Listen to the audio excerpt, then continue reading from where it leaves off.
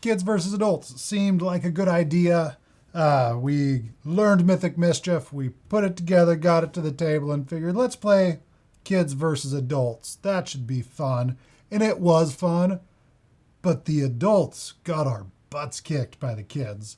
Hey everybody, I'm Daniel. This is Play the Game HQ, and this is Mythic Mischief. It is from IV Studios. This is a review copy that they sent us a while back, and we finally got it to the table, and I'm kind of bummed that it took us so long to get to the table because this game was so much fun. Now, you will see there's only 2 players on the board right now. This game is always played in teams, so even with 4 players, it's a 2v2, and if you're playing with 3 players, it's 2v1.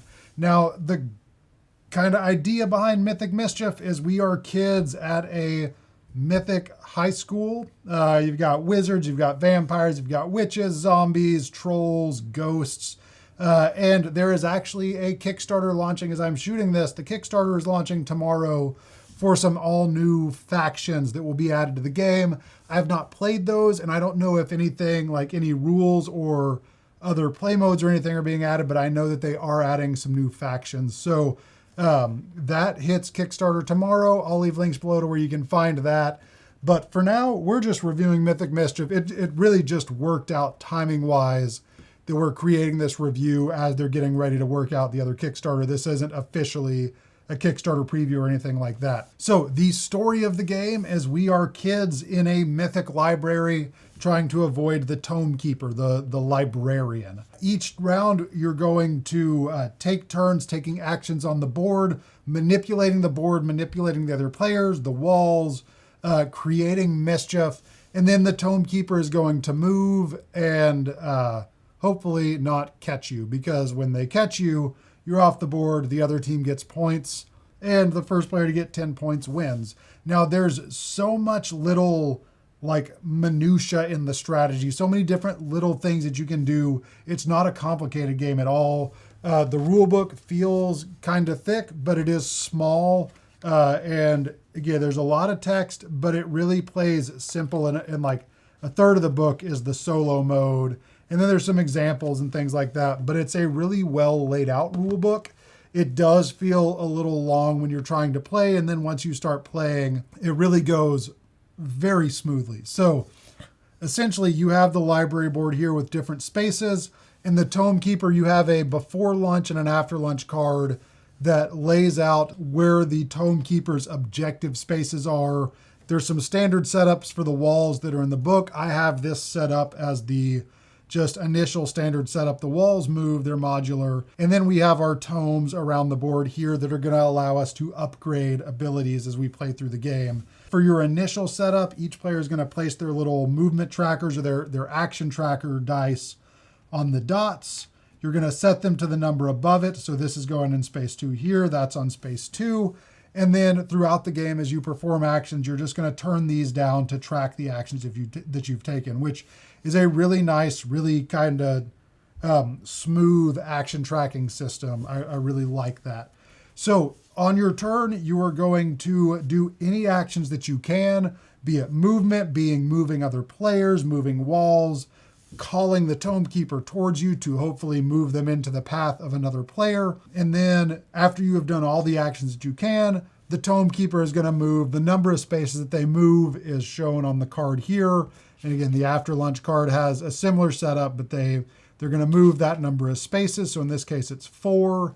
And they're going to move to the next objective. So we have objective 1, objective 2, and objective 3. So after I have done my movement or my actions, the Tome Keeper would move. We have some junk spaces. Those cost 2 actions to move on to. So in this case, the Tome Keeper on their turn would move 1, 2, 3, 4. And then you're going to reset your board and go to the next player's turn. So each player is going to take a turn. The Tome Keeper is going to move. Then the next player is going to take a turn. The Tome Keeper is going to move. And on your turn, you're really going to be trying to set up the board so the Tome Keeper has to move into the path of another player, hopefully the other team, and really just manipulating the board in that way. Now, there's different things that you can do. You can move your player. Again, you move 1 space for each of the action points that you have. You can throw another player. Each player has a different way that they interact each faction has a different way that they interact with the other characters on the board. For the monsters, it's throwing. For the vampires, it's luring. And again, I'm not going to get super bogged down into what each faction does because they're all different and unique in a little bit in their own different ways. So for the monsters, they throw. They move the player adjacent to them to the opposite side of them. So I could throw this vampire here if they were diagonal to me. I could throw them here. You can't throw over walls. Like walls block your ability to do things, but essentially, again, move them to the opposite side of you.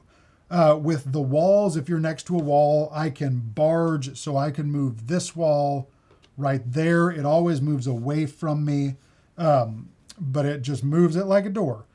And then everyone has the ability to distract the librarian to draw them to you one space for each marker or for each ability that you have.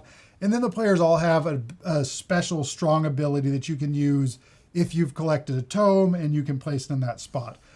You'll see each player has tomes around the board. If you move onto a spot with one of your tomes, you would collect that. So if I was able to move here, I would collect this tome.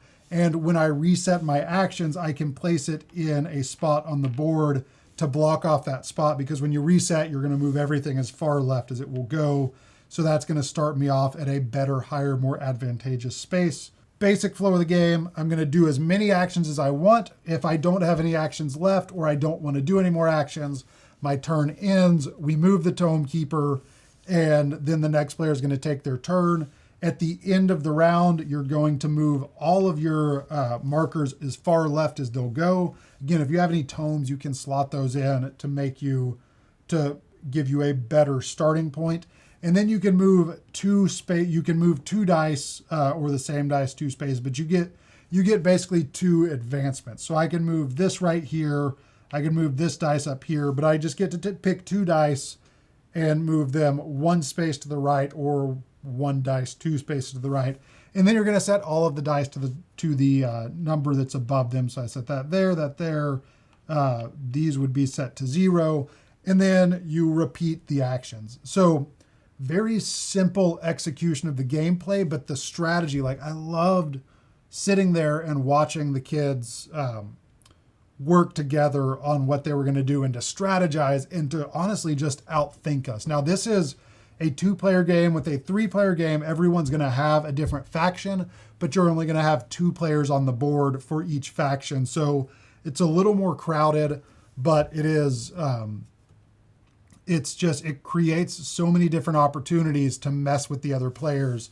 But it also, again, those squishy brains just worked so much better than Allison and I. And we thought we were doing really good, and we just got outmaneuvered and out-strategized every step of the game. Now, this game did feel a little long in the standard mode, where you use as many actions as you want, and then you move on. It did create a scenario where you could spend a lot of time really overthinking and overanalyzing what you could do, and it did create some just long waits in between rounds. There is also a blitz mode to this game, where if you have either 2 copies of the game or the Headmaster Edition, which comes with basically 2 full sets of boards, tokens, and Tome Keepers, you set up 2 boards next to each other. You have a big, massive board, and your turns are timed to 2 minutes. And that basically is a just elimination mode. You're no longer playing to 10 points. You're playing to get rid of the other team, get the other team off the board.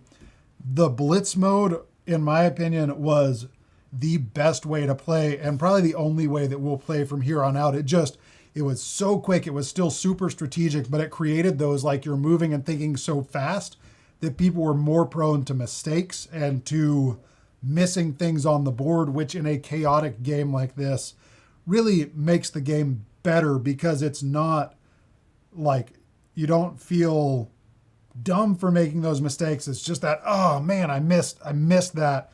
You got me. Like it just created more situations.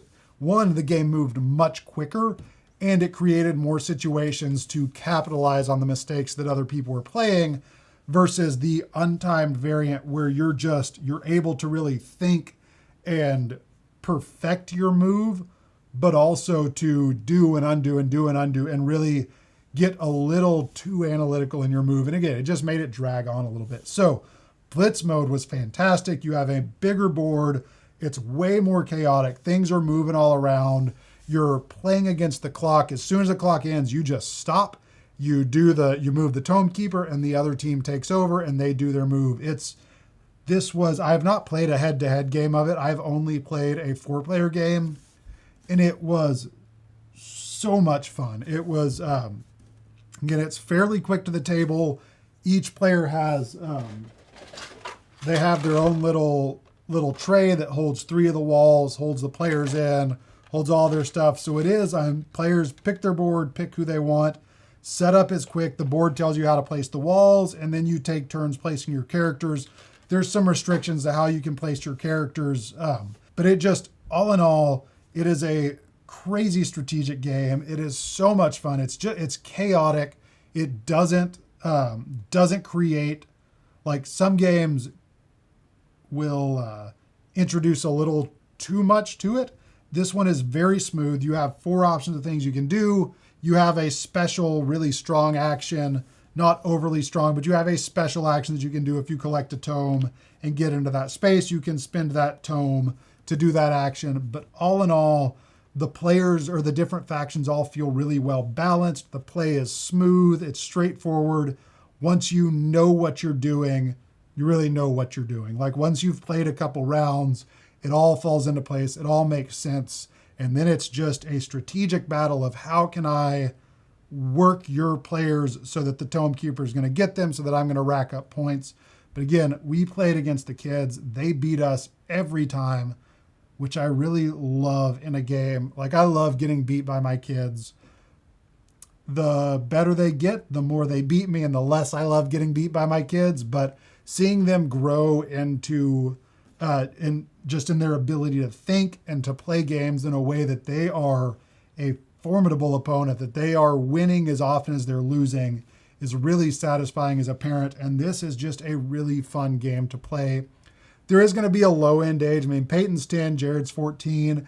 It'd be a little difficult probably at 7 or 8. They'd still be able to do it, but that's probably not a kids versus adults. You probably want to put the kids on a team with an adult so that they can strategize together.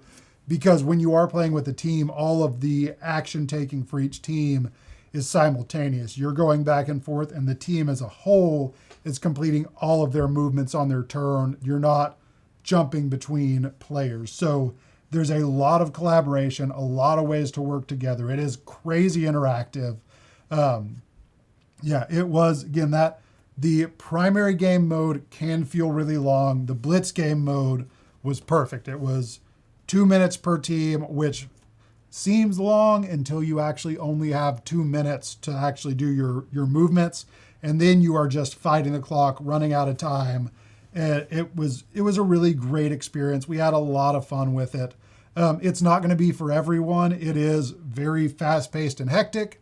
And if you struggle with analysis paralysis, you may get really bogged down in trying to overanalyze things and figure out and try and break down like the best possible way to work your turn. And while that is important, I could see easily getting bogged down in that, which is why I like the 2 minute time limit, because it forces you out of that and forces you to just take some chances. So Mythic Mischief, again, there is a second edition coming to Kickstarter tomorrow, which will not be tomorrow by the time I post this, but when we post this, we will leave a link to the Kickstarter and to where you can get this game just through retail modes or methods. But Mythic Mischief from IV Studio. Production quality is fantastic.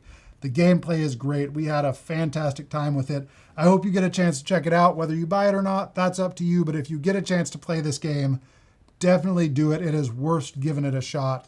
If you have any questions at all about it, let me know. I'm happy to answer those. Until next time, see you later. Bye.